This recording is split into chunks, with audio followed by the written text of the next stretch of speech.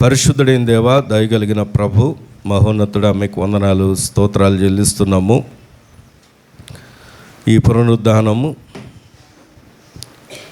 ఈ palm Sunday నాయన మీ పాదాలు చెందుతున్నాము. అలనాడు సిలువ వేయ అప్పగించబడడానికి మీరు విజయశీలుడిగా వెళుతూ యెరూషలేము వీధుల గుండా వెళుతూ ఉండగా అనేకులు నాయన హోసన్నా హోసన్నా అని విజయోత్సవము చేస్తూ, ఆర్భాటము చేస్తూ, మిమ్మల్ని స్తుతిస్తూ, మిమ్మల్ని గణపరుస్తూ, అయాయిగొత్తండి నాయన, మీరు మరణమును భరించుటకు, జయించుటకు అధికారము కలిగిన దేవుడు అని అలనాడు నిరూపించారు. ఈ దినము మా జ్ఞప్తికలోకి మరొకసారి తీసుకురావడానికి మీరు అనుగ్రహించినటువంటి యొక్క పామ్ సండేని బట్టి మిమ్మల్ని స్తుతిస్తున్నాము, గణపరుస్తున్నాము. మాటలాడే దేవుడు మీరు, బ్రతికించే దేవుడు మీరు, రక్షించే దేవుడు మీరు, నేను నమ్మిన వారిని విజయ పదంలో నిలబెట్టే దేవుడు మీరు. ఈ దినమునైనా మీ మాట చేత మమ్మల్ని అందరినీ బలపరచండి. మీరు విజయశీలుడై ఉన్నట్లుగా, మీ స్వాస్యములుగా, మీ బిడలముగా మేము కూడా అలాగున నిలిచి ఉండడానికి సహాయము దయచేయండి. ఈ సమయమందునైనా ఈ మాట వింటున్న ప్రతి వారికి మీ దీవెన, సమాధానము, సంతోషాన్ని కలగజేసి మహిమ పొందమని యేసుక్రీస్తు వారి యొక్క శ్రేష్టమైన నామంలో ప్రార్థించి వేడుకుంటున్న మా పరమ తండ్రి, ఆమేన్. దేవుని యొక్క పరిశుద్ధ గ్రంథము నుండి కీర్తనల గ్రంథము 24వ కీర్తన. కీర్తనల గ్రంథము 24వ కీర్తన, పేజ్ నంబర్ 463. ఎవరైనా ఒకరు మైక్లో చదవండి. 24వ కీర్తన 1 నుండి 10 వచనాలు చదువుకుందాం. భూమియు దాని సంపూర్ణతయు, లోకమును దాని నివాసులను యెహోవావే. ఆయన సముద్రముల మీద దానికి పునాది వేసెను, ప్రవాహ జలముల మీద దాన్ని స్థిరపరచెను. యెహోవా పర్వతమునకు ఎక్కదగిన వాడెవడు? ఆయన పరిశుద్ధ స్థలములో నిలవదగిన వాడెవడు? వ్యర్థమైన దానియందు మనసు పెట్టకయు, కపటముగా ప్రమాణము చేయకయు, నిర్దోషమైన చేతులను, పరిశుద్ధమైన హృదయమును ఉండువాడే. వాడు యెహోవా వలన ఆశీర్వాదమునందును, తన రక్షకుడైన దేవుని వలన నీతిమత్వమునందును. ఆయన ఆశ్రయించువారు, యాకోబు దేవా, నీ సన్నిధిని వెదుకువారు అట్టివారే. గుమ్మములారా, మీ తలలు పైకెత్తుకొనుడి. మహిమగల రాజు ప్రవేశించినట్లు పురాతనమైన తలుపులారా, మిమ్మును లేవనెత్తుకొనుడి. మహిమగల ఈ రాజు ఎవడు? బలశౌర్యములు గల యెహోవా, యుద్ధశూరుడైన యెహోవా. గుమ్మములారా, మీ తలలు పైకెత్తుకొనుడి. పురాతనమైన తలుపులారా, మహిమగల రాజు ప్రవేశించినట్లు మిమ్మును లేవనెత్తుకొనుడి. మహిమగల ఈ రాజు ఎవడు? సైన్యములకు అధిపతియగు యెహోవాయే, ఆయనే ఈ మహిమగల రాజు. హల్లెలూయా.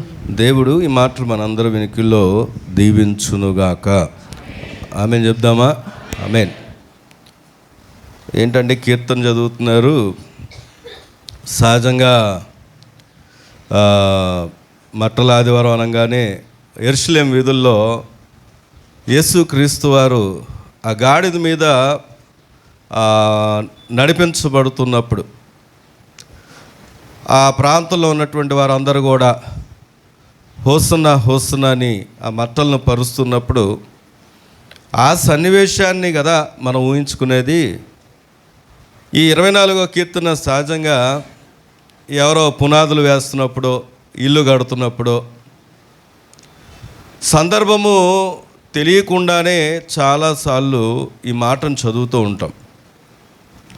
వినండి. ఇక్కడ ప్రశ్నలు ఉన్నాయి, సమాధానం ఉంది. ప్రశ్న ఏంటి అంటే, యెహోవా పర్వతమునకు ఎక్కదగినవాడు ఎవడు? అలాగే మహిమగల ఈ రాజు ఎవడు? అక్కడ క్వశ్చన్ మార్కులు కనబడ్డాయని నేను ప్రశ్నలుగా చూపిస్తున్నాను. యెహోవా పర్వతమునకు ఎక్కదగిన వాడెవడు? మహిమగల ఈ రాజు ఎవడు? 10వ వచనంలో కూడా అదే మాట ఉంటుంది. మహిమగల ఈ రాజు ఎవడు? దానికి సమాధానం కూడా అక్కడే ఉంటుంది.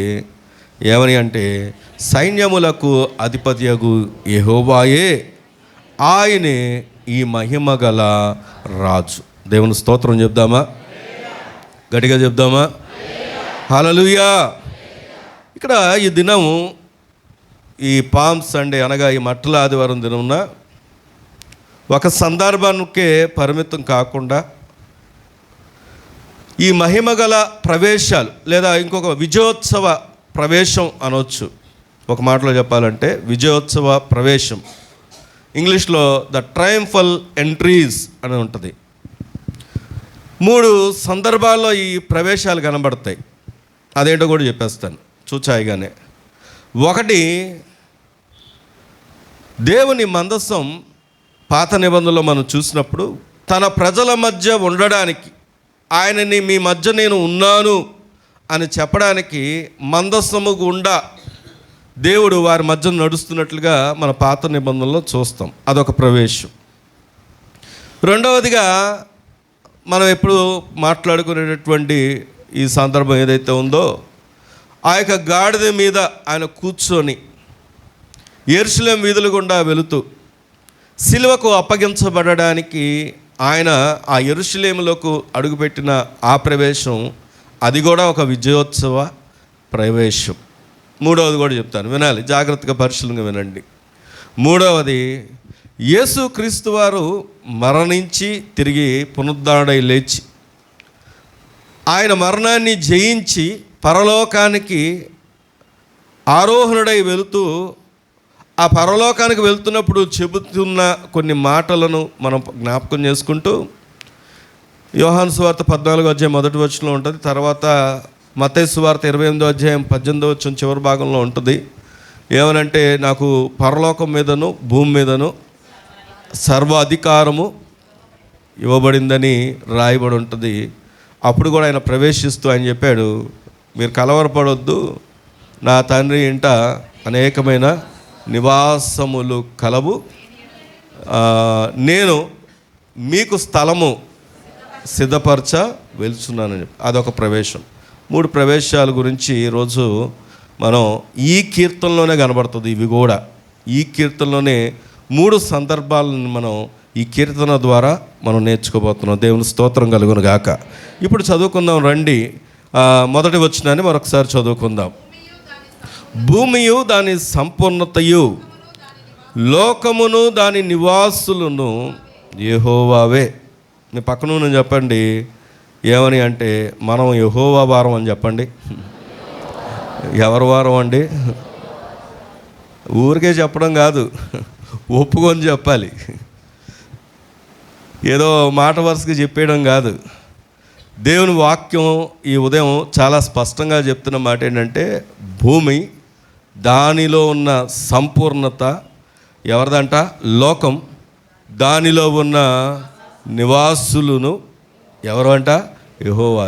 దేవుని స్తోత్రం చెప్దామా? మన కట్టగా ఒక ఇల్లు కట్టామనుకోండి, అటు తిరిగి చూసుకుంటాం, ఇటు తిరిగి చూసుకుంటాం, దులిపిందే దులుపుతూ ఉంటారు, క్లీన్ చేసిందే చేస్తూ ఉంటారు. మా ఇంట్లో అయితే 3 నెలలకు ఒకసారి దులుపుడే సెక్షన్ మాది. ఏమండి, ఒక్కోసారి అంటూ ఉంటారు, అమ్మగారు నీసిల్లిపోయి కూడా ఏం చేయమంటాం అమ్మా, మరి దులప తప్పదా అని దులుపుతానే ఉంటాం. అంటే మంచిదే, ఆరోగ్యం కొరకు నేను దాన్ని వేరుగా చెప్పట్లేదు. కానీ మనం మనకున్న దాని గురించే ఎంతో అధికారాన్ని ప్రదర్శిస్తాం. ఇది మంది, నాది అని. ఒకసారి గుంటూరులో ఓ డాక్టర్ గారి గురించి, అంటే ఒక హాస్పిటల్కి వెళ్తే ఆ డాక్టర్ గారి గురించి ఎవరో చెప్తున్నారు. ఆయనకున్న డబ్బు, ఎందుకంటే నేను ఫస్ట్ టైం చూడడం, ఓపీ అనేది జనరల్గా పగలు చూస్తాము, సాయంత్రం కూడా చూస్తాం. మేము వెళ్ళిన టైము రాత్రి 11 ఏమవుతుంది, 11 గంటలకు కూడా ఓపీ ఉంది అక్కడ.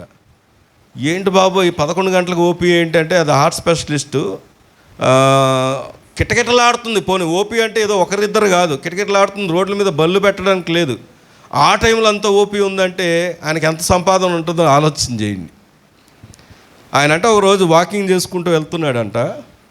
వెళ్తుంటే పక్కన అసిస్టెంట్ ఉంటాడు కదా, పిఏతో అన్నాడంట, ఈ స్థలం ఏదో బాగుంది, ఇది ఎవరిదో కనుక్కో, కొనేద్దాం అన్నాడంట. సార్ అన్నాడంటే, ఏంటయ్యా అంటే, అది ఎవరిదో కాదండి, మందేనండి అంటున్నాడంట పిఏ గారు. అంటే ఈయనకి ఎంత ఆస్తుందో ఎక్కడ ఏముందో తెలీదు, ఆయనకి తెలీదు. మొన్న ఈ మధ్య మేము ఇప్పుడు బాగా ఎలక్షన్ కోడ్ ఉంది కాబట్టి ఎక్కడ చూస్తున్నా చెకింగ్స్ జరుగుతున్నాయి. హైదరాబాద్ నుండి వస్తుంటే మాటల సందర్భంలో ఎవరో చెప్తున్నారు, ఏదో షోరూంలో డబ్బులు ఎక్కువైపోయి ఇప్పుడు ఉన్నటువంటి వాషింగ్ మిషన్లో 2 కోట్లు పెట్టి పంపించారంట. కోటిన్నర ఎంత? 1.5 దేంట్లో? వాషింగ్ మిషన్ లోపల. ఇప్పుడు ఎలక్షన్ కోడ్ ఉంది కాబట్టి చెకింగ్ చేశారంట. చెకింగ్ చేస్తే వాషింగ్ మిషన్లో ఉంది. ఇదేదో మొత్తానికి ఫ్రాడ్ చేస్తున్నారంటే, కాదండి, మా హోమ్ బ్రాంచ్ వచ్చి విజయవాడలో ఉంది, మేము అక్కడ కడితే మాకు ఎక్కువగా ట్యాక్సెస్ అంటారా లేకపోతే ఛార్జెస్ పడతాయని మేము ఇలాగా వాషింగ్ మిషన్లో పంపించామండి, ప్రతిదానికి లెక్కలు చూపిస్తే డబ్బులు ఇచ్చేశారు. కానీ ఇలాగా కోడ్ ఉంది కాబట్టి వెతికితే దొరికింది. ఒకవేళ ఏమీ లేకపోతే ఎన్నిసార్లు ఏ వాషింగ్ మిషన్లో వచ్చాయో, ఎన్ని ఫ్రిడ్జుల్లో వచ్చాయో ఆలోచన చేయండి. అంటే ఎందుకు ఈ మాట చెప్తున్నానంటే, మనకు కొంత ఉంటేనే మనం ఎవరు పట్టుకోలేరు. కానీ దేవుని వాక్యం చెప్తున్న మాట ఏంటి, ఈ దినం మనం నేర్చుకోవాల్సిన సత్యం, భూమి దాని సంపూర్ణత, లోకం దానిలో నివాసులు. అంటే ఇక్కడ కూర్చున్న ప్రతి ఒక్కరము కూడా ఎవరి వారం అంట? దేవుని వారం. దేవుని స్తోత్రం చెప్దామా? ఈరోజు ఈ మాటను ఎందుకు ఆలోచన చేస్తున్నామంటే, ఈరోజు ఆర్భాటం చేస్తూ ఎంతో సంతోషాన్ని వ్యక్తపరచబోతున్నటువంటి మనం ఎవరో జ్ఞాపకం చేసుకోవాల్సిన అవసరం ఉంది. మన యొక్క ఉనికిని జ్ఞాపకం చేసుకోవాల్సిన అవసరం ఎంతైనా ఉంది. మనం ఎవరి వారము అంటే దేవుని వారం అన్న సంగతిని మనం జ్ఞాపకం చేసుకోవాల్సిన అవసరత ఉంది. ఈరోజు ఈ మాట దగ్గరకు వచ్చి ఆలోచన చేస్తే, నేను ఇందాకే చెప్పాను, 3 ప్రవేశాలు కనబడతాయి మనకు. విజయోత్సవ ప్రవేశం అనొచ్చు దీన్ని. రండి, నిర్గమాకాండం 25వ అధ్యాయం. ఈ మాటని ఇలాగ ఉంచి, కీర్తన అలా ఉంచి, నిర్గమాకాండం 25వ అధ్యాయము 22వ వచనాన్ని కనుక మనం చదువుకున్నట్లయితే, అక్కడ నేను నిన్ను కలుసుకొని కరుణాపీఠము నుండి, శాసనము గల మందసం మీద నుండి, 2 కెరూబుల మధ్య నుండి నేను ఇశ్రాయేలు నిమిత్తము మీకు ఆజ్ఞాపించు సమస్తమును నీకు తెలియజెప్పేదను. దేవుని స్తోత్రం చెప్దామా? దేని గురించి రాయబడి ఉంది అంటే, పైన వచనంలో ఉంటుంది, అది మందసం గురించి రాయబడి ఉంది. వినాలి. అసలు ఇశ్రాయేల్ ప్రజలకు దేవుడు మందస్సాన్ని ఎందుకు ఇచ్చాడు అంటే, ఆయనంట తన ప్రజల్ని, ఆయనకున్న కోరిక ఏంటంటే కలుసుకోవాలంట. దేవుని స్తోత్రం చెప్దామా?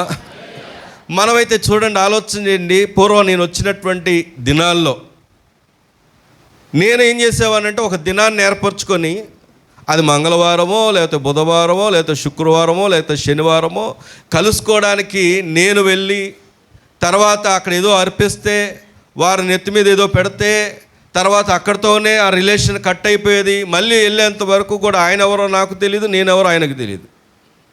నేను దేని గురించి చెప్తున్నానంటే, వచ్చినటువంటి ఒకప్పుడు గత స్థితి గురించి చెప్తున్నాను. కానీ ఈ దేవుడు ఎంత గొప్ప దేవుడు అంటే, తన ప్రజల్ని ఆయనంట కలుసుకోవడానికి ఇష్టపడే దేవుడుగా ఉన్నాడంట. దేవుని స్తోత్రం కలుగునుగాక.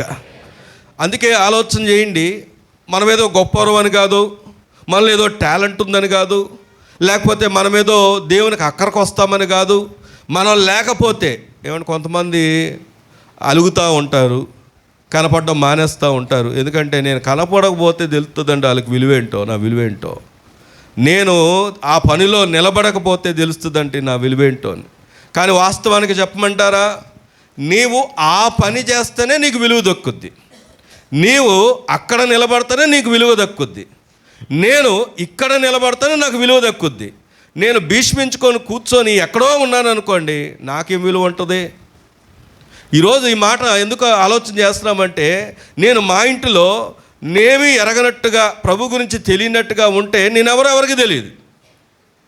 నా గురించి ఎవరు ప్రార్థన చేసేవారు ఉండరు, నా కొరకు ఎవరు కన్నీరు కార్చేవారు ఉండరు, నా పక్కన నిలబడేవారు ఎవరు ఉండరు, నాకు సహాయం చేసేవారు కూడా ఎవరు ఉండరు.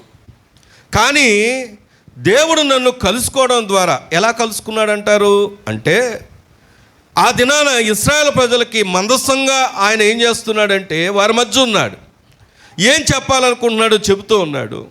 ఈ దినాల్లో మన దాకా వస్తే ఒక అక్కనో, ఒక అమ్మనో, ఒక అన్ననో, ఒక సేవకున్నో దేవుడు మనం ఉండిన పరిస్థితుల్లో మన అక్కడ ఆ స్థితిలో మనకు ఎవరూ కూడా నిలబడలేనటువంటి పరిస్థితుల్లో ఉన్నప్పుడు ఆ వ్యక్తిని నిలబెట్టి నిన్ను కలుసుకున్న దేవుడుగా ఉన్నాడు. దేవుని స్తోత్రం కలుగును గాక.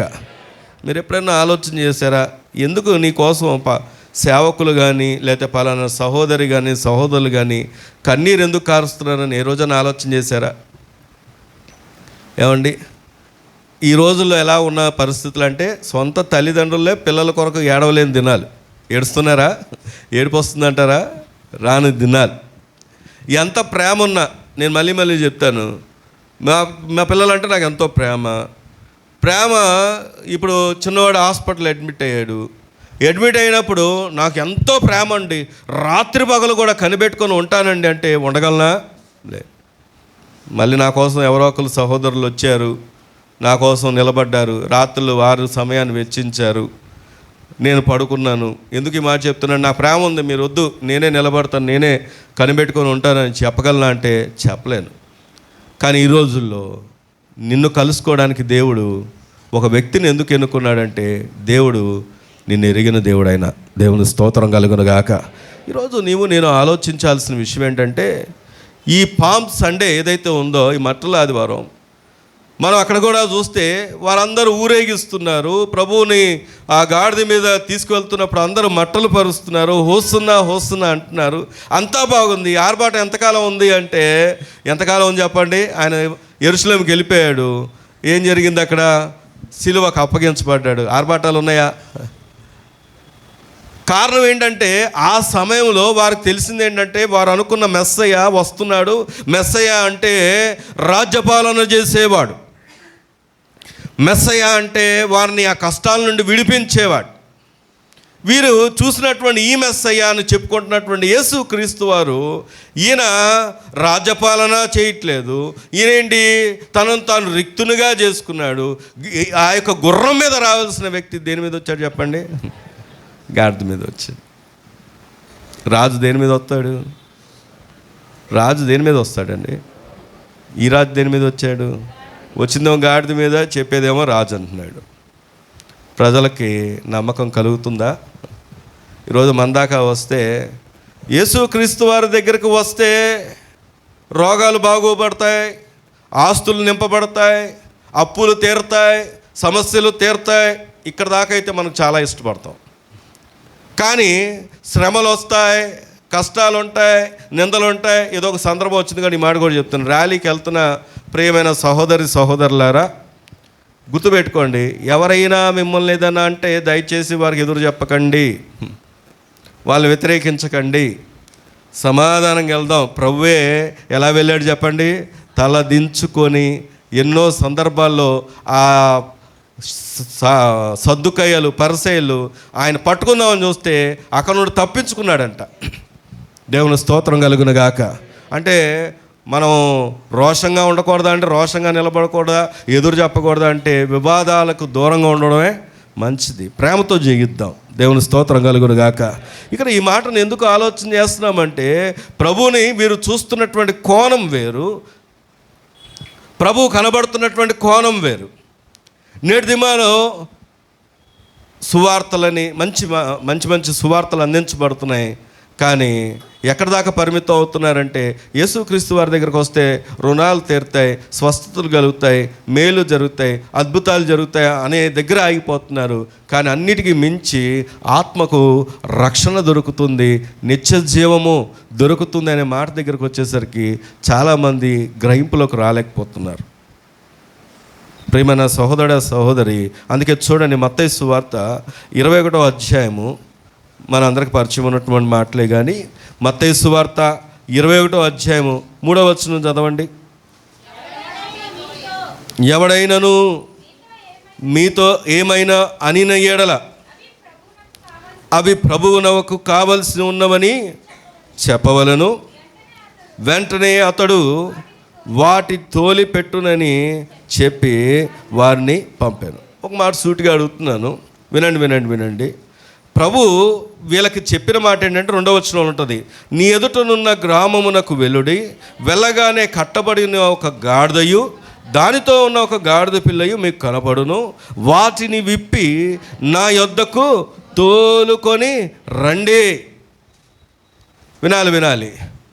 ఒక గాడిద ఉంటుంది ఒక ఊరిలో, ఆ గ్రామంలోకి వెళ్తే ఆ గాడిదకి ఒక పిల్ల ఉంటుంది.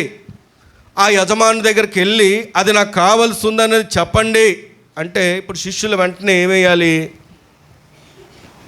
ఏం చెప్పాలి? ఓ ప్రశ్న వేయాలి. ఏంటండి గురువుగారు గాడిదని తెమ్మంటున్నారు, యజమానుడు ఏమంటాడు? అది మీ యజమానుడు ఎవరయ్యా? అది నీకు ఈ పర్మిషన్ ఇచ్చింది ఎవరయ్యా అంటున్నారు. మొన్న విజయవాడలో ఒక స్థలంలో ఓ పాస్టర్ గారు వారి సంఘస్థులు కొంతమంది పెద్దలు అనుకుంటా, వాళ్ళేం సువార్త నోట్తో చెప్పట్లేదు, మైక్లో అనౌన్స్మెంట్స్ లేదు, జస్ట్ ఫ్లక్కార్డ్స్ అంటారు కదా, చిన్న రాసుకున్నారు, యేసుక్రీస్తు నిత్య జీవం, యేసుక్రీస్తు నిజ దేవుడు, ఇలా రాసుకొని నిలబడ్డారు అంతే. అస్సలు నోట్తో ఒక్క మాట కూడా చెప్పట్లేదు. వెళ్తున్నటువంటి ఆటో డ్రైవర్లు ఆగి కొంతమంది, మీరెందుకు ఇక్కడ ప్రభువుని ప్రకటిస్తున్నారు? అది మీకు ఎవరు ఇచ్చారు పర్మిషను? మేము ఇక్కడ నిలబడడానికి మీకు ఎవరు ఇచ్చారు పర్మిషను? చెప్పడానికి ఎవరు ఇచ్చారు పర్మిషన్ అంటుంటే అందులో ఒకరు అంటున్నారు, మమ్మల్ని అడగడానికి మీకు ఎవరు ఇచ్చారు పర్మిషను అని వాళ్ళు రివర్స్లో అడుగుతున్నారు. 2 వాస్తవాలేనా ఏమండి? నిజంగా మన దేశం సెక్యులర్ కంట్రీ, అంటే స్వాతంత్రం కలిగిన వారం, ఎవరైనా స్వేచ్ఛగా ఎవరైనా ప్రకటించుకోవచ్చు, ఏదైనా ప్రకటించవచ్చు. అయితే ఇక్కడ గమనిస్తే నీవెవరికి ఇచ్చావు పర్మిషన్? ఇప్పుడు ఇక్కడ అదే అంటున్నాడు. ఒకవేళ యేసు ప్రభు వారిని వాళ్ళు అడగొచ్చు కదా, ఎవరిచ్చారు మీకు పర్మిషన్ నా గాడిదలు అడగడానికి? కానీ వాస్తవం ఏంటో తెలుసా? అక్కడ చూడండి, ఇది ప్రభువునకు కావలసినని చెప్పవలను, వెంటనే అతడు వాటిని తోలిపెట్టునని వారితో చెప్పాను. ఇచ్చాడా ఇవ్వలేదా? దేవుని స్తోత్రం చెప్దామా? గట్టిగా చెప్దామా? కారణం ఏంటో తెలుసా? భూమి, దాని సంపూర్ణత ఎవరికి చెప్పండి? యెహోవాయే. లోకము దానిలో నివాసులు ఎవరి అంటే యెహోవాయే. అసలు అక్కడ ఒక గాడిద కట్టుబడి ఉందని, ఆ గాడిది కట్టబడిన స్థితిలో ఉందన్న సంగతి ఎవరికి తెలుసు చెప్పండి? దేవునికి. దేవుని స్తోత్రం చెప్దామా? ఎందుకంటే సంపూర్ణత కలిగిన దేవుడు ఆయన. ఒక శుభవర్తమానం ఏంటో తెలుసా? ఈ దినం నీ స్థితి ప్రభువుకి తెలుసు. ఈ పక్కన ఉన్న వాళ్ళు చెప్పండి ఆ మాట. ఎవరు తెలుసండి? నేను ఇందాక ఒక మాట అడిగా, ప్రేయర్ రిక్వెస్ట్ అడగండి అంటే స్వేచ్ఛగా స్వతంత్రంగా అన్నీ చెప్పేసి ఉంటారంటారా? ఏం చెప్పుంటారు? ఏదో ఒక మాట చెప్పుంటారు. లోతుల్లో చెప్తారంటారా? చెప్పరు. కానీ నీ లోతులను కూడా ఎరిగిన దేవుడు, నువ్వు కట్టబడిన స్థితిని కూడా ఆయన ఎరిగిన దేవుడు. దేవుని స్తోత్రం కలిగిన గాక. ప్రభు నీ కట్లును విప్పేవాడు ఆయన. ఆమేన్ చెప్దామా? ఆమేన్. ఎందుకంటే అది ఎవరు విడిపించబడలేకపోవచ్చు, కానీ ప్రభు నీ స్థితిని మార్చగలడు. అందుకే ఒక మాట ఉంటుంది నాకు, అది ఈ మాట యోహాను సువార్తను మనం చూస్తే, యోహాను సువార్త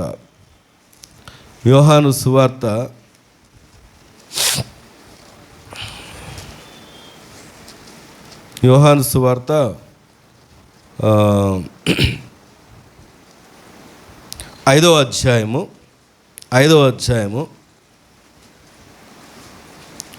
5వ వచనం చదువుకుందామా? అక్కడ 38 ఏండ్ల నుండి వ్యాధి గల ఒక మనుష్యుడు ఉండెను. యేసు వాడు పడి ఉండుట చూచి వాడప్పటికీ బహుకాలము నుండి ఆ స్థితిలో ఉన్నాడని ఎరిగి స్వస్థపడగోరుచున్నావా అని వాడిని అడుగు. దేవుని స్తోత్రం చెప్దామా? గట్టిగా చెప్దామా? ఇక్కడ బెతెస్దా కోనేరు, అమ్మా వినండి, అనే ఒక కోనేరు దగ్గర ఒకడు పడి ఉన్నాడంట. ఎన్ని సంవత్సరాలు ఉండో తెలుసా? 38 సంవత్సరాల నుండి ఆ కోనేరు దగ్గర ఎందుకున్నాడు అంటే, ఒక దేవదూత ఆ కోనేరు దగ్గర దిగుద్దంట. దిగినప్పుడు మొట్టమొదటగా కోనేరులోకి ఎవరైతే అడుగు పెడతారో వాడికి మాత్రమే ఏముందంటే స్వస్థత. అంటే వీడు ఎన్ని సంవత్సరాలు ట్రై చేస్తున్నాడో చెప్పండి? 38 సంవత్సరాలు. స్వస్థత పొందాడా? చాలామంది వారి ప్రయత్నాలే, వారి ఆలోచనలే, వారి నిర్ణయాలే, వారి ఉద్దేశాలే కానీ ప్రభు దగ్గరికి సంపూర్ణంగా రాలేని వారు చాలామంది ఉన్నారు. ఈరోజు వాక్యం దగ్గరకు వచ్చి ఆలోచన చేస్తే అలాంటి పడిన స్థితిలో ఉన్నవాడిని కూడా ఎవరు చూశారో తెలుసా? ప్రభు చూశాడంట. దేవుని స్తోత్రం చెప్దామా? కారణం ఏంటంటే భూమి దాని సంపూర్ణత ఎవరు చెప్పండి? యెహోవాయే. దానిలోని నివాసులను ఎవరంట? యెహోవాయే. దేవుని స్తోత్రం చెప్దామా? ఈరోజు ఇక్కడ ఆలోచన చేస్తే వాడు అక్కడ పడి ఉండట చూచి వాడు ఆ స్థితిలో ఉన్నాడని ఎరిగి. నేను చదివింది సెయింట్ మేరీ స్కూల్. నిన్నే మా ఇంటికి మా ఫ్రెండ్ వచ్చాడు. అమ్మగారు వచ్చారు రాలేదో వెంటనే సువార్త కూడా చెప్పేశారు ఆయనకి. ఎందుకంటే ఎలా వచ్చాడో తెలుసా? ఇక్కడ పెద్ద బొట్టు పెట్టుకు వచ్చాడు. చిన్నది కూడా కాదు, ఇక్కడ పెట్టాడు బొట్టు పెద్దది. అయితే ఎందుకు ఈ విషయం చెప్తున్నానంటే, అతను నేను ఎల్కేజీ నుండి 7th క్లాస్ వరకు ఒక స్కూల్ చదివాం, 8th నుండి 10th వరకు ఇంకో స్కూల్ చదివాం. మేము చదువుకున్న స్కూల్లో 7th వరకే ఉంది. క్రిస్టియన్ స్కూల్, అది క్రిస్టియన్ స్కూల్. దాంట్లో నేను చదివినప్పుడు ప్రతిరోజు ప్రేయర్ ఉండేది, సాయంత్రం ప్రేయర్ ఉండేది, క్లోజింగ్ ప్రేయర్ ఉంటుంది, స్టార్టింగ్ ప్రేయర్ ఉంటుంది. ప్రేయర్తో పాటు అప్పుడప్పుడు క్రిస్టియన్ మూవీ, అప్పట్లో ఉన్నది ఒకటే మూవీ, కరుణామయుడు మూవీ ఉండేది. దాంట్లో ఆయన సిలువ వేసేవారు. మాకున్నటువంటి సంతోషం ఏంటంటే, సంతోషం అన్నమాట. సిలువ వేసినా మాకు సంతోషమే. ఎందుకు సంతోషం అంటే, సంతోషం అక్కడ ఏం జరుగుతుందనేది కాదు, క్లాస్ మాన్పించి తీసుకెళ్ళి మాకు ఏం చేస్తున్నారంటే సినిమా చూపిస్తున్నారు, అది సంతోషం. ప్రతిరోజు ప్రారంభం ప్రార్థనే, ముగింపు ప్రార్థనే. వినండి వినండి వినండి, ఎందుకు ఈ మాట చెప్తున్నానంటే, అలాంటి భయంకరమైనటువంటి ప్రభువుని ఎరగనటువంటి స్థితిలో వచ్చిన నేను ఒక సిలువలో ఆయన పడుతున్న బాధను కూడా ఆనందంతో పక్కనున్న కదిపి, ఈయన్ని కదిపి, ఆన్ని కదిపి, కొట్టుకుంటూ నవ్వుకుంటూ, బుడ్డోళంగా చిన్నోళం కదా, అలాంటి ఎరగనటి స్థితిలో ప్రార్థనలు చేసి వచ్చినటువంటి నేను, ప్రభువుకు ఆయాస్కరంగా జీవించినటువంటి నేను ఆ స్థితిలో ఉన్నానన్న సంగతి ఎవరు ఎరిగారో తెలుసా?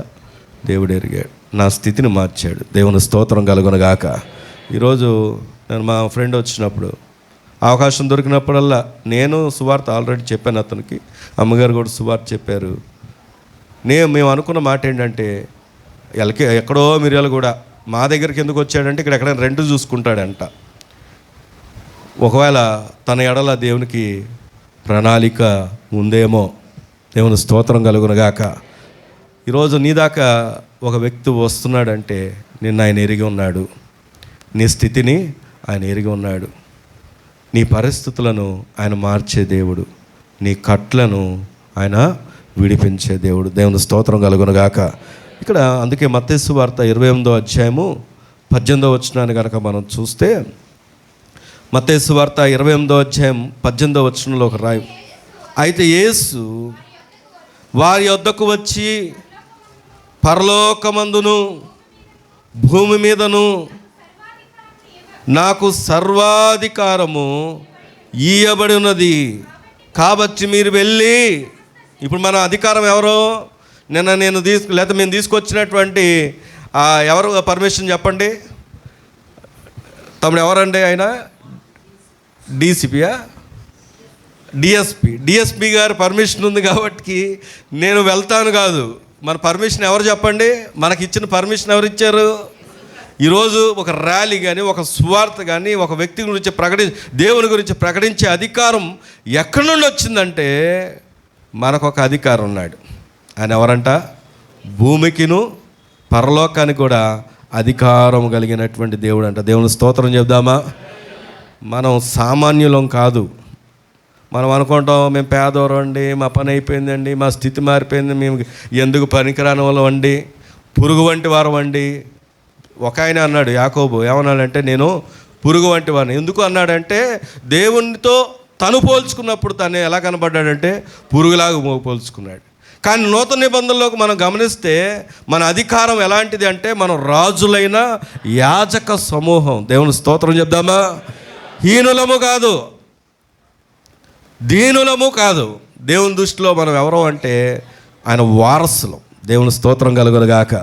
అందుకే ఇక్కడ ఏమంటున్నాడు? మీకు అధికారం ఇస్తున్నా. ఎవరిని బట్టి?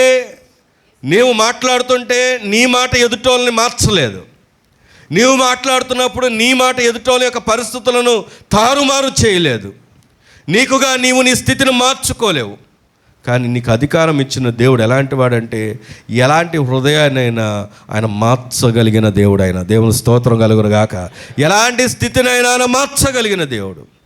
అందుకే కట్టబడినటువంటి ఆ స్థితిలో ఉన్నటువంటి ఆ గాడిదను ఆయన ఎందుకు ఎన్నుకున్నాడు అంటే, మీరు అనుకున్నట్టు మీ రాజు మీరు కోరుకున్నట్లుగా యుద్ధాలు చేస్తూ వచ్చే రాజు కాదు.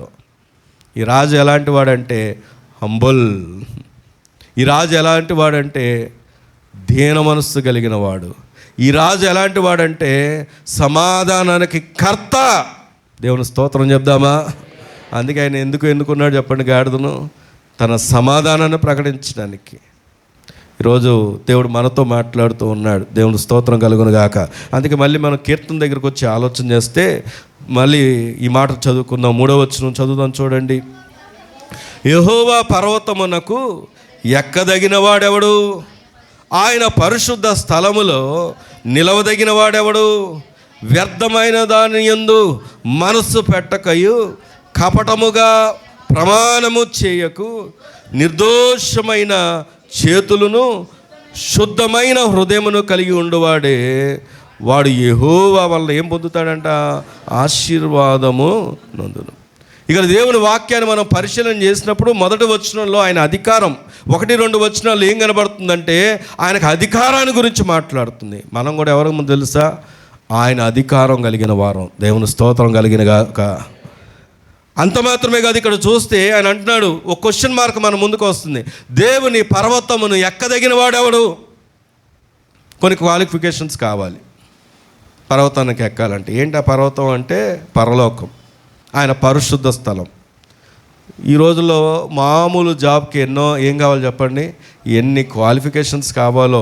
అప్పుడప్పుడు యూట్యూబ్స్ వీటిలో ఏమని పడతారంటే, పాత ఎవరైనా ఐఏఎస్లు ఐపీఎస్లు సెలెక్ట్ అయిన వాళ్ళు ఏం చేస్తారంటే వాళ్ళని ఏమేమి ప్రశ్నలు వేశారో ఆ ప్రశ్నలు అక్కడ పెడతా ఉంటారు. మళ్ళీ అదే ప్రశ్న వేస్తారా? ఏరు. కాకపోతే ఆ ప్రశ్నలు అక్కడ పెడతా ఉంటారు. ఎందుకంటే మేము ఇలా ఎదుర్కొన్నాం, ఇలా మాట్లాడాం. మొన్న ఎవరో చెప్తున్నారు, ఫారిన్ గురించి ఒక ఇంటర్వ్యూ జరిగితే ఆన్లైన్ ఇంటర్వ్యూ జరుగుద్దంట. ఆన్లైన్ ఇంటర్వ్యూ జరిగితే మొట్టమొదటిగా ఆన్లైన్లో జరిగేటప్పుడు రూమ్ అంతా చూపించాలంట వీసా కోసం. రూమ్ అంతా చూపించాల్సి వచ్చినప్పుడు కనీసం ఒక కబోర్డ్ కూడా ఉండకూడదంట ఆ రూమ్లో. ఆ రూమ్ చుట్టూ మొదటగా చూపించి మాట్లాడుతున్నప్పుడు కూడా కనీసం ఈ ఐ కాంటాక్ట్ అనేది పైకి ఉండకూడదంట, కిందకు ఉండకూడదంట, సైడ్ చూడకూడదంట. ఒకవేళ సైడ్ చూసినా కింద చూసినా పై చూసినా అర్థం ఏంటి? వీడు ఏం చేస్తున్నట్టు? కాపీ కొడుతున్నట్టు, లేకపోతే ఎవరో ఈయనకి ఏం చేస్తున్నట్టు? హెల్ప్ చేస్తున్నట్టు. కాబట్టి ఇంటర్వ్యూ అవుతున్నటువంటి ఎంతసేపు అయితే ఇంటర్వ్యూ అవుద్దో ఐ కాంటాక్ట్ మాత్రం ఎలా ఉండాలంటే స్ట్రైట్గా మాట్లాడుతున్న వారితో ఉండాలంట. చూడండి ఎంత పకడ్బందీగా ప్రిపేర్ అవ్వాలి, ఎంత పకడ్బందీగా, ఎంత మనం ఆలోచన చేసినా కన్ను మారకుండా ఉంటుందండి? మారకుండా ఉంటుందంటారా? పొరపాటున ఒక దోమటు, ఒక మాటలో చెప్పాలంటే ఒక బల్లెట్ కదిలినా కానీ ఇలా వెళ్ళుద్ది ఆటోమేటిక్గా. అంటే ఎంత ఫిట్నెస్గా, ఎంత స్టిఫ్గా, ఎంతగా మనం ప్రిపేర్డ్గా ఉండాలో ఆలోచన చేయండి. ఎక్కడికి ఇదంతా? ఉద్యోగం కోసం. ఎక్కడి కోసం ఇదంతా? ఒక జాబ్ కోసం. జాబ్కి ఎంత నీట్గా ఉండాలో మనకు తెలుసు. ఇంటర్వ్యూకి వెళ్ళేటప్పుడు చూస్తాం, మిగతా టైంలో అంతా గడ్డాలు, గుబురు గడ్డాలతో తిరుగుతూ ఉంటారు. ఇంటర్వ్యూకి వెళ్ళేటప్పుడు మాత్రం ఎలా ఉంటారు చెప్పండి? నీట్గా. అబ్బా, ఈడంత బుద్ధిమంతులు లేడురా బాబు, అసలు వీళ్ళ ఇంట్లో వీళ్ళు ఎంత విధేయుడో అన్నట్టుగా ఉంటారు. కానీ తర్వాత చూడాలి వాళ్ళ ప్రతాపాలు ఏంటో. కానీ పరలోకం దగ్గరికి వచ్చేసరికి ఎవరు వెళ్ళగలరు? ఎవరు వెళ్ళగలరు? ఓ మాట సూటిగా అడుగుతున్నాను, ఎవరు చేరగలరు? రండి, అక్కడ రాయబడి ఉంది, ఆయన అంట పరిశుద్ధ స్థలములో నిలవదగిన వాడెవడు? వ్యర్థమైన దాని యందు మనసు పెట్టకయు కపటముగా. ఏంటంటే మనం చాలాసార్లు ప్రమాణాల మీద ప్రమాణాలు, దేవుడికి ప్రమాణాలు చేస్తాం, మనుషులకు ప్రమాణాలు చేస్తాం, ప్రమాణాల మీద ప్రమాణాలు చేస్తాం. కానీ దేవుని వాక్యం చెప్తుంది, కపటముగా ప్రమాణము చేయకయు, నిర్దోషమైన చేతులను శుద్ధమైన హృదయమును కలిగిన ఉండువాడే. ఒక మాట సూటిగా అడుగుతున్నాను, ఇందాకే చెప్పాను 3 ప్రవేశాలు కనబడతాయని. ఒకటి, మళ్ళీ మనం పాత నిబంధనలకు వద్దాం, అక్కడ మనకు సందర్భం అర్థమవుద్ది.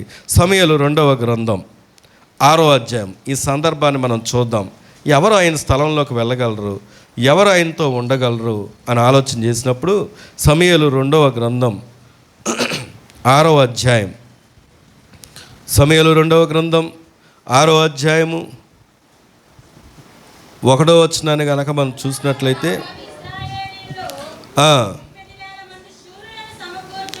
సమకూర్చుకొని బయలుదేరి ఎక్కడున్నాడు? ప్రభు ఎక్కడున్నాడు? వారి మధ్య ఉన్నాడు.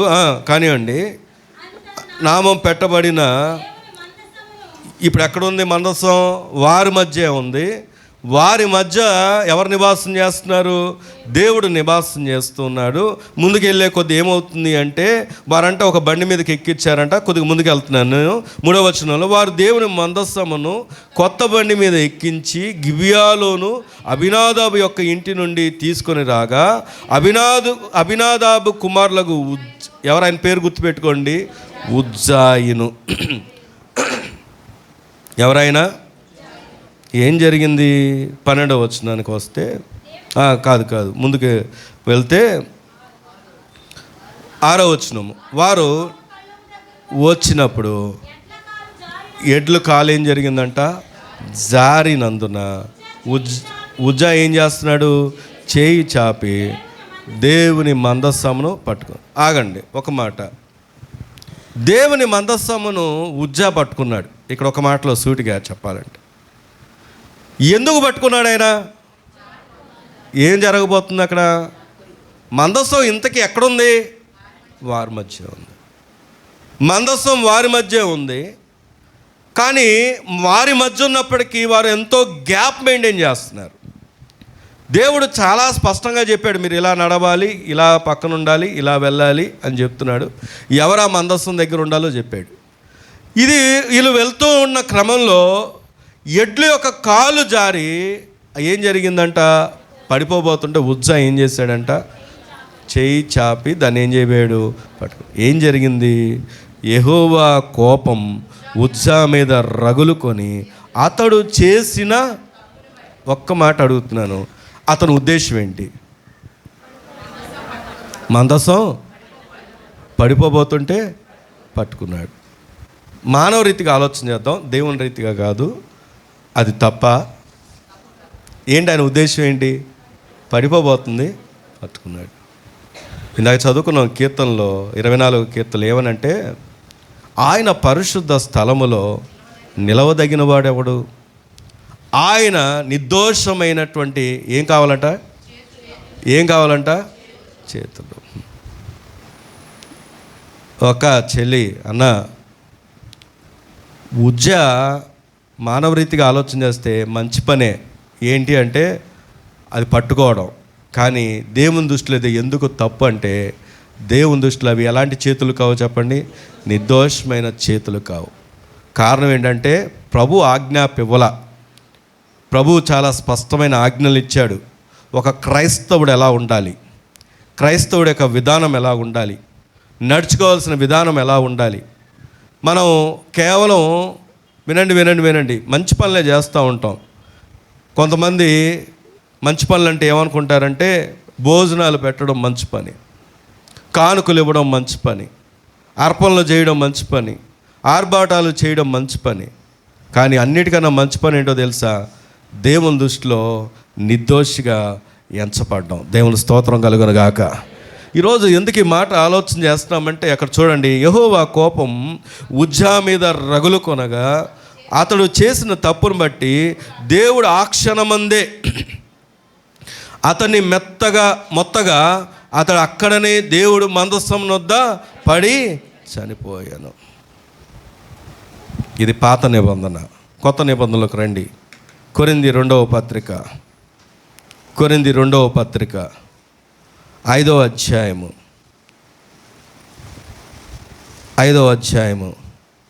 21వ వచనం చదువుదాం. ఎందుకనగా మనమాయన యందు దేవుని నీతి అగునట్లు పాపమెరుగని ఆయనను మన కోసము పాపముగా చేశాం. గట్టిగా దేవుని స్తోత్రం చెప్దామా? ఇంకా గట్టిగా చెప్దామా? సమాజం అంటుంది నేటి దినాల్లో యేసుక్రీస్తు ఏం దేవుడండి? 3 మేకులకు ఎలాడేవాడు దేవుడా? తనను తాను రక్షించుకొనలేనివాడు దేవుడా? వేసుకోవడానికి వస్త్రాలు లేకుండా హీనమైనటువంటి చావు చనిపోయిన వాడు దేవుడా అంటే దానికి సమాధానం ఏంటో తెలుసా? ఒకవేళ పాత నిబంధన ప్రకారం మనం ఆలోచన చేస్తే నిర్దోషమైన చేతులు లేకుండా, నిర్దోషమైన హృదయం లేకుండా దేవుని దగ్గర మనము ఎలాంటి స్థితియో తెలుసా? మంది ఎఫెసీ పత్రిక 2వ అధ్యాయము 1వ వచనంలో ఉంటుంది, మీ అపరాధముల చేత పాపముల చేత మీరెవరు అంటే చచ్చిన వారై ఉండగా ఆయన మనలంటే ఎలా బ్రతికించాడంట? క్రీస్తుతో. ఎలా క్రీస్తుతో తెలుసా? ఇక్కడ రాయబడింది క్లియర్గా, మనమాయన యందు దేవుని నీతి అగునట్లు పాపమెరుగని ఆయనను మన కోసం ఏం చేశాడు? పాపంగా చేశాడు. దేవుని స్తోత్రం చెప్దామా? గట్టిగా చెప్దామా? ఒకవేళ ఏం మండలం ఉంది ఆమె పేరు? సింగరామ. రైల్వే స్టేషన్లో పాటలు పాడుతుంటే ఆమె పాడిన పాట ఒకటి వైరల్ అయింది. మోనికా మండలం ఏదో ఉంది ఆమె పేరు. బిచ్చగత్తె, కలకత్తాకు చెందినవ. రైల్వే స్టేషన్లో పాట పాడుతుంటే ఆమె పాట బాగా ఫేమస్ అయ్యి ఆ పాటను బట్టి ఎక్కడికి వెళ్ళిపోయిందో తెలుసా? సినిమాలోకి తీసుకున్నారు. బాలీవుడ్లో, అంటే ఆయన పేరు ఏదో సింగర్ ఉన్నాడు, రేష్మి ఏదో పేరుంది ఆయన పేరు. ఆయన తన పాటల్లో పాటలు పాడిచ్చాడు. అప్పుడు దాకా అడుక్కునే స్థితిలో ఉన్నట్టు ఆమె మేకప్ వేయడం మొదలుపెట్టింది. ఆమంట ఎవరిని లెక్క చేయట్లేదంట, అందరితో పరుషంగా మాట్లాడుతుంది, అసలు తీసేసినట్టుగా మాట్లాడుతుందంట. ఈలోపు కరోనా కాలం వచ్చేసింది. కొంతకాలానికి పాడించడం మానేశారు. ఈ ప్రజెంట్ స్థితి ఏంటంటే ఎక్కడ మొదలుపెట్టిందో అక్కడికి వచ్చింది. ఎందుకు ఈ విషయాన్ని చెప్తున్నానంటే, ఒకవేళ నీకు ధనం ఇస్తే, ఏమండి మనం అనుకుంటాం ధనం ఇస్తేనే నాకు దేవుడండి. ఒకవేళ నీకు బలం ఇస్తేనే నాకు దేవుడండి. ఒకవేళ నీకు పేరిస్తేనే నాకు దేవుడండి. ఇవన్నీ శాశ్వతం కావు. కానీ దేవుడు నీకు ఇచ్చింది ఏంటో తెలుసా? దానికి మించి అదేంటో తెలుసా? దేవుని నీతి. దేవుని స్తోత్రం కలుగును గాక. పరలోకానికి నిన్ను చేర్చాలంటే ధనం నిన్ను తీసుకెళ్దు, బలం నిన్ను తీసుకెళ్దు, పేరు ప్రఖ్యాతలు నిన్ను తీసుకెళ్ళవు. రంగనాథ్ అనే ఒక సినిమా యాక్టర్, పాత సినిమా యాక్టర్, ఏంటని అందరు సినిమా యాక్టర్ పేర్లు చెప్తున్నారంటే మనకు తొందరగా గుర్తొస్తారు వాళ్ళు, సెలబ్రిటీస్. ఆయనకు ఆస్తుంది, పిల్లలు ఉన్నారు, భార్య చనిపోయింది, ఒంటరిగా ఉంటున్నాడు. ఒంటరిగా ఉంటూ ఒకరోజు ఏం చేశాడంటే 70 సంవత్సరాల ఏజ్లో ఊరేసుకొని చనిపోయాడు ఆయన. ఆయన రాసుకున్న గోడ మీద రాసిన మాట ఏంటంటే, ఒంటరితనాన్ని భరించలేక నేనేం చేసుకుంటున్నానంటే సూసైడ్ చేసుకున్నాను. పిల్లలున్నా తండ్రితో ఉంటారా? సూసైడ్ చేసుకున్నా. పేరు లేదా, ధనం లేదంటే ఆయన ధనవంతుడే, ఆయనకేం కొదువు లేదు. కొంతమంది కొదువులో చనిపోయిన వాళ్ళు ఉంటారు, సినిమా యాక్టర్లే. కానీ నేను చెప్తున్న వ్యక్తి ధనంలోనే ఉన్నాడు. ఒంటరితనాన్ని భరించలేకంట గోడ మీద రాసుకొని చనిపోయాడు. అంటే ఎందుకు మాట చెప్తున్నా అంటే, ఈ దినం మనకు కావాల్సిన దాన్ని ఇచ్చిన వాడు ఎవరు అంటే మన ప్రభు. దేవుని స్తోత్రం కలుగును గాక. ఇప్పుడు రండి, మళ్ళీ మనకు అర్థమవుతుంది. ఈ మాట చదువుదాం. ఇందాక చదువుకున్నటువంటి కీర్తనల దగ్గరకు వచ్చి ఆలోచన చేస్తే 3వ వచనంలో, యెహోవా పర్వతమునకు ఎక్కదగిన వాడెవడు, ఆయన పరిశుద్ధ స్థలములలో నిలవదగిన వాడెవడు, వ్యర్థమైన దాని యందు మనస్సు పెట్టకయు కపటముగా ప్రమాణము చేయకు, నిర్దోషమైన చేతులను శుద్ధమైన హృదయమును కలిగి ఉండువాడే వాడు యెహోవా వలన ఆశీర్వాదము నొందును. ఇక్కడ రాయబడి ఉంది చూడండి, తన రక్షకుడైన, ఇదంతా చేయగలిగిన వాడు ఎవరు అంటే మన రక్షకుడైన యేసు క్రీస్తు వలనే. గట్టిగా దేవుని స్తోత్రం చెప్దామా? ఇప్పుడు చెప్పండి, నీ పక్కన ఉన్న వాళ్ళకి తట్టి చెప్పండి, దేవుని వలన నీకు రక్షణ దొరుకుద్దని చెప్పండి. ఏమండోయ్, అధికారం మాత్రమే కాదు, మనకేమిస్తాడంటే రక్షణ. ఇప్పుడు చెప్పండి, ఆయన వాళ్ళ ప్రభు వల్ల నీకు నీతి దొరుకుద్దని చెప్పండి. ఏం దొరుకుద్దండి? ప్రభు వల్ల ఏం దొరుకుద్ది మనకి? నీతి. మన నీతి కాదు. మన నీతి బైబిల్ పోల్చిన విధానం ఏంటంటే ఒక మురికి క్లాత్ లాంటిదంట. ఎవరో చెప్పారు, ఏమనంటే మసి క్లాత్ లేని ఇల్లు లేదంట, ట్యాబ్లెట్ లేని ఇల్లు లేదంట. వాస్తవం. ఇప్పుడు ప్రతి ఒక్కరూ ఏమేసుకుంటారంటే ట్యాబ్లెట్. ప్రతి ఇంట్లో ఏముంటుందంటే మసి క్లాత్. నేను ఎందుకు జ్ఞాపకం చేస్తున్నానంటే, బైబుల్ మన యొక్క నీతిని, మన నీతి ఎలా ఉంటుందంటే, ఈరోజు ఒకలా ఉంటాం, రేపు ఒకలాగా ఉంటాం, ఎల్లుండి ఒకలాగా ఉంటాం, నెలకు ఒకలాగా ఉంటాం. ఎప్పుడు ఎలా ఉంటామో మనకే తెలియదు, ఎందుకు రియాక్ట్ అవుతామో తెలియదు. ఎన్నో తీర్మానాలు తీసుకుంటాం. వాక్యం వినబడ్డప్పుడు, మంచి సేవకులు మనతో మాట్లాడినప్పుడు, వాక్యం మనం సూటిగా తగిలినప్పుడు, సూటిగా నువ్వు ఫ్యామిలీగా ఇలాగ ఉండాలి, భార్యతో ఇలాగ ఉండాలి, భర్తతో ఇలాగ ఉండాలి, పిల్లలతో ఇలాగ ఉండాలి, నీ బాధ్యతలు ఇలాగ ఉండాలి అని ప్రభు మనతో మాట్లాడినప్పుడు ఎన్నోసార్లు కన్నీరు కాచిన సందర్భాలు ఉన్నాయి, దేవుని దగ్గర ఒప్పుకున్న సందర్భాలు ఉన్నాయి, విడిచిపెట్టాలనుకున్న సందర్భాలు ఉన్నాయి. కానీ ఎన్నోసార్లు ఫెయిల్ అయిన సందర్భాలు కూడా ఉన్నాయి.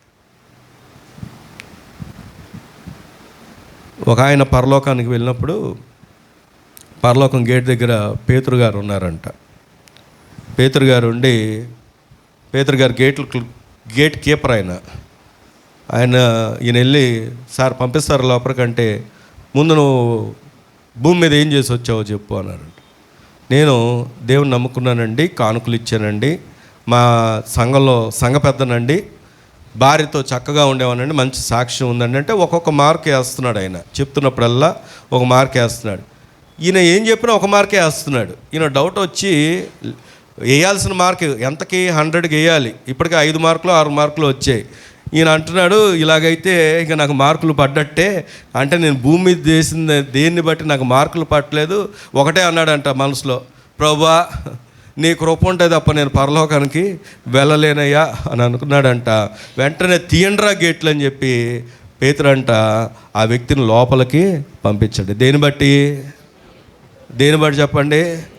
దేవుని కృపను బట్టే. దేవుని స్తోత్రం కలుగురుగాక. అందుకే ఈ మాట చూద్దాం, చూడండి. యెషయా గ్రంథం 38వ అధ్యాయం. యెషయా గ్రంథం 38వ అధ్యాయము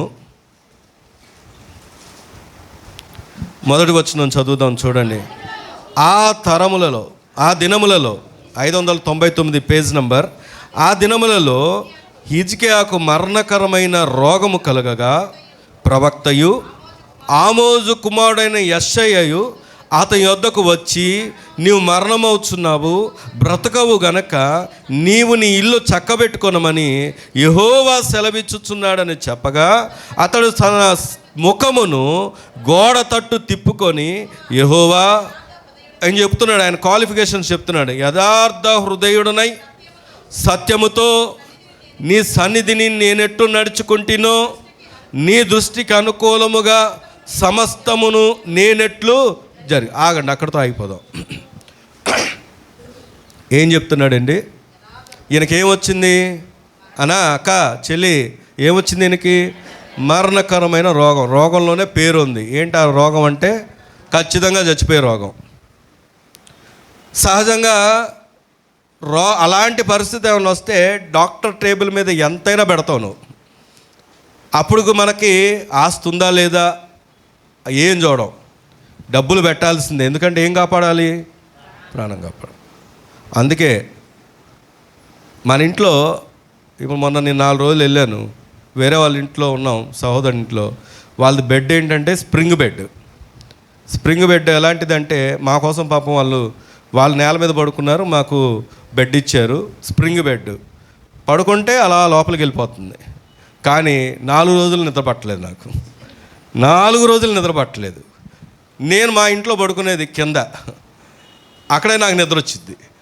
ఎందుకు ఈ మాట చెప్తున్నానంటే నిద్ర మంచాన్ని బట్టి రాదు. ఏమండి, హాస్పిటల్ బెడ్కి వెళ్తే చూస్తే ఎలా ఉంటుందంటే దాని నిండా రక్తం మరకలు, సరిగ్గా ఇక బెడ్షీట్లు క్లీన్గా ఉండవు, పిల్లో కవర్లు క్లీన్గా ఉండవు, ఎవరెవరో పడుకుంటారు, ఎవరెవరో రక్త మరకలు ఉంటాయి.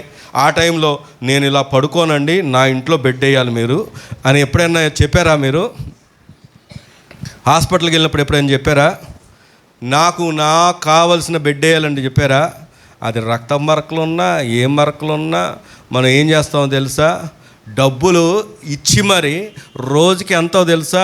5,000 ఇచ్చి మరి, డాక్టర్ ఒక్కొక్కసారి వచ్చినప్పుడు తిడుతున్నా కానీ తిట్లు పడుతూ మరి అక్కడ ఎందుకు ఉంటామో చెప్పండి? ఏం కాపాడుకోవడానికి ఉన్నారా? ఇక్కడే హిజ్కియా రాజు వైద్యుని వెతకలా. ఎవరిని వెతుకుతున్నాడంటే దేవుని వెతుకుతున్న ఈయనకు క్వాలిఫికేషన్ ఏంటో తెలుసా? యథార్థ హృదయుడనై సత్యముతో నీ సన్నిధిలో. ఎక్కడ అండి చెప్పండి? ఆయన దేవుని దృష్టిలో, దేవుని సన్నిధిలో, దేవుని కను దృష్టిలో ఎలా కనబడుతున్నాడు? నీ దృష్టికి అనుకూలంగా సమస్తమును నేను ఎట్లు జరిగించుతున్నావు. ఒక మాట అడుగుతున్నా అక్క, వినండి. ఇదే ప్రార్థన దేవుణ్ణి మనం చేయగలమా? దేవుని దగ్గర మనం చేయగలమా? నేనండి కాలేజీలో అండి నమ్మకంగా ఉన్నాను, నీ కొరకు ఉన్నానని చెప్పగలిగిన స్టూడెంట్ ఉన్నాడా? నేనండి ఆటో నగర్లో అండి నా నోటి ఎంత పరిశుద్ధంగా కాపాడుకుంటాను అని చెప్పగలిగినటువంటి వారు ఉన్నారా? నేనండి ఇంతవరకు అబద్ధం ఆడలేదండి, కావాలంటే ప్రభువా నీవే సాక్షి అని చెప్పగలిగిన వారు ఉన్నారా? నేనండి ఇక్కడ ఎలా ఉన్నానో బయట అలాగే ఉన్నానని చెప్పగలిగిన వారు ఉన్నారా? ఆయన ఉన్నాడు. ఆయన ప్రార్థనలో ఏం కోరుకుంటున్నాడో చూడండి. ఆయన ఇవన్నీ కాదు కానీ కృపతో జ్ఞాపకం చేసుకోమని హిజ్కియా కన్నీళ్లు విడిచుచు యెహోవాను ప్రార్థించెను. గడిక దేవుని స్తోత్రం చెప్దామా? నువ్వు ఎంత యథార్థవంతుడు అయినా, నువ్వు ఎంత పరిశుద్ధుడు అయినా, నేను మళ్ళీ చెప్తున్నాను, మన నీతి ఎలాంటిది అంటే ఒక మురికి క్లాత్ లాంటిది. దేవుని మనం సంతోషం పెట్టలేం. మరి ఎలాగా ప్రభువు దగ్గరికి వచ్చాం? ఈరోజు ఎందుకు ఈ మట్టలాదివారం ఇవన్నీ జ్ఞాపకం చేసుకుంటామంటే నీకోసం ప్రభు నిన్ను నీతిమంతునిగా చేయడానికి తన నీతిని మనకి ఏం చేశాడు తెలుసా? ఆపాదించాడు. దేవుని స్తోత్రం చెప్దామా? పరలోకానికి చేర్చడానికి. నీవు అనుకోవచ్చు నాకు ధనం ఇవ్వకపోతే, ధనం లేకపోవచ్చు, పేదలాజర్ పేరు ఉంది. ఎక్కడుందో తెలుసా? పేరు పరలోకంలో ఉంది. ధనవంతుడు కానీ ఏమి లేదో తెలుసా? పేరు లేదు. ఈరోజు నీకు పేరుంది, నీ స్థితిని మార్చగలిగిన దేవుడు, నీకు పరలోకానికి భూమి మీద కూడా అధికారాన్ని ఇచ్చినటువంటి దేవుడు ఎవరు అంటే మనం నమ్ముకున్న ప్రభువైన యేసుక్రీస్తు వారు. దేవుని స్తోత్రం కలుగును గాక. మళ్ళీ మనం 24వ కీర్తనలకు వస్తే 3వ మాట చూసుకుందాం. నీ పక్కన మొదటి మాట చెప్పండి. నీకు దేవుడు అధికారం ఇచ్చాడని చెప్పండి. ఏమిచ్చాడు చెప్పండి? మనకి ప్రభు వచ్చింది ఎందుకు జ్ఞాపకం చేసుకున్నాడు అంటే దేవుడు మనకు అధికారాన్ని ఇచ్చాడు. రెండోది ఏమిచ్చాడు అంటే పరిశుద్ధతని ఇచ్చాడు, నీతిని ఇచ్చాడు, ఆయన రక్షణని ఇచ్చాడు, ఆయన పరలోకానికి ఏం చేశాడంట? వారసునిగా చేశాడు. 7వ వచనం చదువుదాం. ఇప్పుడు మనం చేయాల్సింది ఏంటంటే, గుమ్మములారా మీ తలలు పైకెత్తుకొనుడి, మహిమగల రాజు ప్రవేశించినట్లు పురాతనమైన తలుపులారా మేము లేవనెత్తుకొనుడి. మహిమగల ఈ రాజు ఎవడు? బల శౌర్యం గల యెహోవా, యుద్ధశూరుడైన యెహోవా. గుమ్మములారా మీ తలలు పైకెత్తుకొనుడి, పురాతనమైన తలుపులారా మహిమగల రాజు. ఈ మాట అందరూ చాలా స్పష్టంగా చదువుదాం. మహిమగల రాజు ప్రవేశించినట్లు మిమ్మల్ని లేవనెత్తుకొనుడి. మహిమగల రాజు ఎవడు? సైన్యములకు అధిపతికి యెహోవాయే, ఆయనే ఈ మహిమగల రాజు. దేవుని స్తోత్రం చెప్దామా? ఆ మహిమగల రాజు ప్రవేశించడానికి ఆయన ఏం చేస్తున్నాడు తెలుసా? ఇష్టపడుతూ ఉన్నాడు. ఇష్టపడితే ఎలా ఉంటుందో తెలుసా? రండి ఆ మాట చూపిస్తాను. రాజుల మొదటి గ్రంథం, ఇంకా 5 నిమిషాలు ఉంది, 5 నిమిషాలు నేను ముగిస్తాను. రాజుల మొదటి గ్రంథం 8వ అధ్యాయం. రాజుల మొదటి గ్రంథం 8వ అధ్యాయము 10వ వచనాన్ని చదువుకుందాం. యాజకులు పరిశుద్ధ స్థలములో నుండి బయటకు వచ్చినప్పుడు మేఘము ఏం చేసిందంట? యెహోవా మందిరమును నింపెను. కాబట్టి యెహోవా తేజో మహిమ యెహోవా మందిరములో నిండుకొనగా ఆ మేఘమునకున్న హేతువ చేత యాజకులు సేవ చేయుటకు నిలవలేకపోయారు. గట్టిగా దేవుని స్తోత్రం చెప్దామా? దేవుని మహిమ దేని మీద నింపిందంట? యెహోవా మందిరమును. మందిరం కట్టడం వరకే సొలొమోను బాధ్యత తీసుకున్నాడు. కానీ మందిరము ఎప్పుడు మందిరం అయ్యింది అంటే, దానిలో ఏం నింపబడ్డప్పుడు? ఆయన మహిమ నింపబడ్డప్పుడు. దేవుని స్తోత్రం చెప్దామా? ఈరోజు మనం మనకుగా ఉంటే ఏం విలువ లేదు. మనం ఎవరితో నింపబడాలంటే ఆయన మహిమతో. దేవుని స్తోత్రం కలుగును గాక. ఆ మహిమ ఎక్కడ కలుగుద్ది అంటే, దేవుని వాక్యాన్ని మనం పరిశీలన చేస్తే ఈ ప్రభు ఏం చేస్తున్నాడు అంటే, రండి యోహాను సువార్త 17వ అధ్యాయం. యోహాను సువార్త 17వ అధ్యాయం మొదటి వచనం చదువుదాం త్వరగా. యేసు ఈ మాటలు చెప్పి ఆకాశం వైపు కన్నులెత్తి ఇట్లా నేను, తండ్రి నా గడియ వచ్చి ఉన్నది, నీ కుమారుడు నిన్ను మహిమపరచున్నట్లు నీ కుమారుని మహిమపరచుము. నీవు నీ కుమారునికి ఇచ్చిన వారందరికీ ఆయన నిత్య జీవం అనుగ్రహించినట్లు సర్వ శరీరుల మీద ఆయనకు అధికారం ఇచ్చింది. గట్టిగా దేవుని స్తోత్రం చెప్దామా? యేసుక్రీస్తు వారు తండ్రి వైపు చూస్తూ చెప్పిన మాట ఏంటంటే, ప్రభువా నన్ను నువ్వు మహిమపరుస్తున్నావు, నీవు నాకు అప్పగించబడిన వారిని నీకు అప్పగిస్తున్నాను. వారు ఒక దినం ఏమైపోతున్నారంట? మహిమపరచబోతున్నారంట. దేవుని స్తోత్రం చెప్దామా? గట్టిగా చెప్దామా? ఒక్క మాటలో చెప్పాలంటే, ప్రభు ఈ పాపపు శరీరం నుండి మనం ఏ శరీరంలోకి మార్చాలని ఇష్టపడుతున్నా తెలుసా? మహిమగల శరీరం. ఇప్పుడు చెప్పండి మీ పక్కన వాళ్ళకి, ఆయన నీకు మహిమగల శరీరాన్ని ఇస్తాడని. రేపు పరలోకానికి వెళ్ళేది ఏ శరీరంతో? ఏ శరీరంతో? ఒక ఆయన ఒకటే ప్రార్థన చేసేవాడంట, అయ్యా నేను పరలోకానికి వెళ్ళేటప్పుడు నాతో పాటు నా పెట్టి తీసుకెళ్తాను ప్రభువా, నాతో పాటు నా పెట్టి తీసుకెళ్తాను ప్రభువా. ఇదే ప్రార్థన. సరైన ప్రార్థన భరించలేక ఏంటి సర్లే పర్మిషన్ ఇచ్చాడు దేవుడు పెట్టి తీసుకెళ్ళడానికి. పరలోకంలోకి అడుగు పెట్టడానికి ముందు పెట్టి అసలు ఏంటయ్యా పేతురు గారు అడిగారు, ఏంటయ్యా ఇంత ప్రార్థన చేసావు పెట్టి కోసం, ఏంటి అసలు విషయం ఏంటి అని ఓపెన్ చేయమంటే దాంట్లో ఏముందంట అంటే బంగారం ఉందంట. ఆయన జీవితకాలం అంతా సంపాదించిన బంగారం అంతా పెట్టిలో పెట్టుకున్నాడు. మనసు అంతా ఎక్కడుందంటే పరలోకానికి వెళ్ళిన ఏం తీసుకెళ్ళాలని? బంగారం తీసుకెళ్ళాడు.